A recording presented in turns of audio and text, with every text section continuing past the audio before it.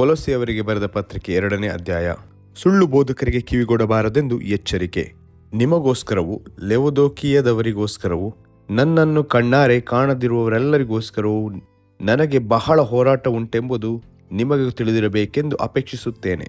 ಹೇಗೆಂದರೆ ನೀವೆಲ್ಲರೂ ಪ್ರೀತಿಯಿಂದ ಹೊಂದಿಕೆಯಾಗಿದ್ದು ಬುದ್ಧಿಪೂರ್ವಕ ನಿಶ್ಚಯವೆಂಬ ಭಾಗ್ಯವನ್ನು ಪಡೆದು ದೇವರು ತಿಳಿಸಿರುವ ಮರ್ಮವನ್ನು, ಅಂದರೆ ತನ್ನಲ್ಲೇ ಜ್ಞಾನ ವಿದ್ಯಾ ಸಂಬಂಧವಾದ ನಿಕ್ಷೇಪಗಳನ್ನೆಲ್ಲ ಅಡಗಿಸಿಕೊಂಡಿರುವ ಕ್ರಿಸ್ತನನ್ನು ತಿಳುಕೊಂಡವರಾಗಿ ಹೃದಯದಲ್ಲಿ ದೃಢವಾಗಿರಬೇಕೆಂಬ ಕುತೂಹಲವು ನನಗುಂಟು. ಯಾರಾದರೂ ರಂಜನೆಯಿಂದಾದ ಮಾತುಗಳಿಂದ ನಿಮ್ಮನ್ನು ಮೋಸಗೊಳಿಸಿಯಾರೆಂಬ ಭಯ ನನಗಿರುವುದರಿಂದ ಇದನ್ನು ಹೇಳಿದ್ದೇನೆ. ನಾನು ಶರೀರದಿಂದ ನಿಮ್ಮ ಬಳಿಯಲ್ಲಿ ಇಲ್ಲದಿದ್ದರೂ ಆತ್ಮದಿಂದ ನಿಮ್ಮೊಂದಿಗಿದ್ದು ನೀವು ಕ್ರಮವಾಗಿ ನಡೆಯುವುದನ್ನು, ಕ್ರಿಸ್ತ ನಂಬಿಕೆಯಲ್ಲಿ ದೃಢವಾಗಿ ನಿಂತಿರುವುದನ್ನು ನೋಡಿ ಸಂತೋಷಪಡುತ್ತೇನೆ. ಆದುದರಿಂದ ನೀವು ಕರ್ತನಾದ ಯೇಸುವೆಂಬ ಕ್ರಿಸ್ತನನ್ನು ಅಂಗೀಕರಿಸಿದಂತೆಯೇ ಆತನಲ್ಲಿದ್ದವರಾಗಿ ನಡೆದುಕೊಳ್ಳಿರಿ. ಆತನಲ್ಲಿ ಬೇರೂರಿಕೊಂಡು ಭಕ್ತಿ ವೃದ್ಧಿಯನ್ನು ಹೊಂದಿ ನಿಮಗೆ ಬೋಧಿಸಲ್ಪಟ್ಟ ಉಪದೇಶದ ಪ್ರಕಾರವೇ ಕ್ರಿಸ್ತ ನಂಬಿಕೆಯಲ್ಲಿ ನೆಲೆಗೊಂಡು ದೇವರಿಗೆ ಹೆಚ್ಚೆಚ್ಚಾಗಿ ಸ್ತೋತ್ರ ಮಾಡುವವರಾಗಿರಿ. ಕ್ರಿಸ್ತನನ್ನು ಅನುಸರಿಸದೆ ಮನುಷ್ಯರ ಸಂಪ್ರದಾಯಗಳನ್ನು, ಪ್ರಾಪಂಚಿಕ ಬಾಲಬೋಧನೆಯನ್ನು ಅನುಸರಿಸುವವರು ನಿಮ್ಮಲ್ಲಿ ಬಂದು ಮೋಸವಾದ ನಿರರ್ಥಕ ತತ್ವಜ್ಞಾನ ಬೋಧೆಯಿಂದ ನಿಮ್ಮ ಮನಸ್ಸನ್ನು ಕೆಡಿಸಿ ನಿಮ್ಮನ್ನು ವಶ ಮಾಡಿಕೊಂಡಾರು. ಎಚ್ಚರಿಕೆಯಾಗಿರಿ. ಕ್ರಿಸ್ತನಲ್ಲಿಯೇ ದೇವರ ಸರ್ವ ಸಂಪೂರ್ಣತೆಯು ಅವತರಿಸಿ ವಾಸ ಮಾಡುತ್ತದೆ ಮತ್ತು ನೀವು ಆತನಲ್ಲಿದ್ದುಕೊಂಡೇ ಪರಿಪೂರ್ಣತೆಯನ್ನು ಹೊಂದಿದವರಾಗಿದ್ದೀರಿ. ಆತನು ಎಲ್ಲಾ ದೊರೆತನಗಳಿಗೂ ಅಧಿಕಾರಿಗಳಿಗೂ ಶಿರಸ್ಸು. ನೀವು ಆತನಲ್ಲಿ ಸುನ್ನತಿಯನ್ನು ಹೊಂದಿದಿರಿ. ಈ ಸುನ್ನತಿಯು ಕೈಯಿಂದ ಮಾಡಿದ್ದಲ್ಲ, ಇದು ಪಾಪಾಧೀನ ಸ್ವಭಾವವನ್ನು ವಿಸರ್ಜಿಸುವುದೇ. ಇದೇ ಕ್ರಿಸ್ತಿಯ ಸುನ್ನತಿ. ನೀವು ದೀಕ್ಷಾಸ್ಥಾನದಲ್ಲಿ ಕ್ರಿಸ್ತನೊಂದಿಗೆ ಹೂಣಲ್ಪಟ್ಟದ್ದರಿಂದಲೇ ಆ ಸುನ್ನತಿಯನ್ನು ಹೊಂದಿದಿರಿ.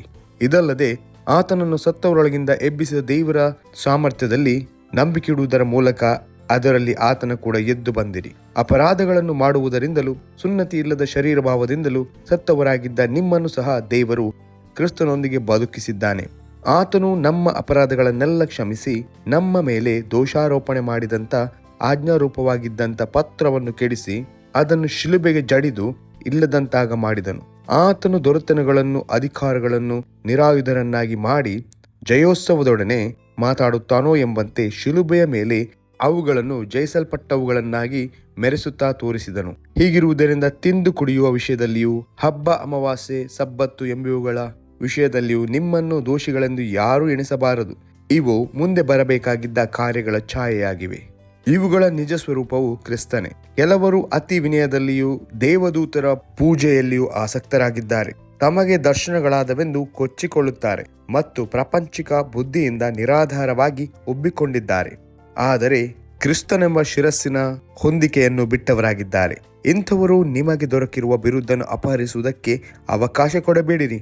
ಆ ಶಿರಸ್ಸಿನಿಂದಲೇ ದೇಹವೆಲ್ಲ ಕೀಲು ನರಗಳ ಮೂಲಕ ಬೇಕಾದ ಸಹಾಯವನ್ನು ಹೊಂದಿ ಒಂದಾಗಿ ಕೂಡಿಸಲ್ಪಟ್ಟು ದೇವರು ಕೊಡುವ ವೃದ್ಧಿಯಿಂದ ಅಭಿವೃದ್ಧಿಯಾಗುತ್ತಾ ಬರುತ್ತದೆ. ಪ್ರಾಪಂಚಿಕವಾದ ಬಾಲಬೋಧನೆಯ ಪಾಲಿಗೆ ನೀವು ಕ್ರಿಸ್ತನೊಂದಿಗೆ ಸತ್ತವರಾಗಿದ್ದ ಮೇಲೆ ಇನ್ನೂ ಪ್ರಾಪಂಚಿಕರಾಗಿ ಬದುಕುವವರಂತೆ ಮನುಷ್ಯ ಕಲ್ಪಿತ ಆಜ್ಞೆಗಳನ್ನು, ಉಪದೇಶಗಳನ್ನು ಅನುಸರಿಸಿ ಇದನ್ನು ಹಿಡಿಯಬೇಡ, ಇದನ್ನು ರುಚಿ ನೋಡಬೇಡ, ಅದನ್ನು ಮುಟ್ಟಬೇಡ ಎನ್ನುವ ನಿಬಂಧನೆಗಳಿಗೆ ನಿಮ್ಮನ್ನು ಒಳಗಾಗ ಮಾಡಿಕೊಳ್ಳುವುದೇಕೆ? ಆ ಪದಾರ್ಥಗಳೆಲ್ಲವೂ ಬಳಸುವುದರಲ್ಲಿ ನಾಶವಾಗುತ್ತವೆ. ಅಂಥ ಉಪದೇಶಗಳು ಸ್ವಕಲ್ಪಿತಾಚಾರವನ್ನು, ಅತಿ ವಿನಯವನ್ನು, ದೇಹದಂಡನೆಯನ್ನು ಬೋಧಿಸುತ್ತಾ ಹೆಸರಿಗೆ ಮಾತ್ರ ಜ್ಞಾನವೆನಿಸಿಕೊಳ್ಳುತ್ತವೆಯಲ್ಲದೆ ಶಾರೀರಿಕ ಇಚ್ಛೆಗಳನ್ನು ನಿಗ್ರಹಿಸುವುದರಲ್ಲಿ ಯಾವ ಪ್ರಯೋಜನಕ್ಕೂ ಬರುವುದಿಲ್ಲ ಎಂಬುದೇ.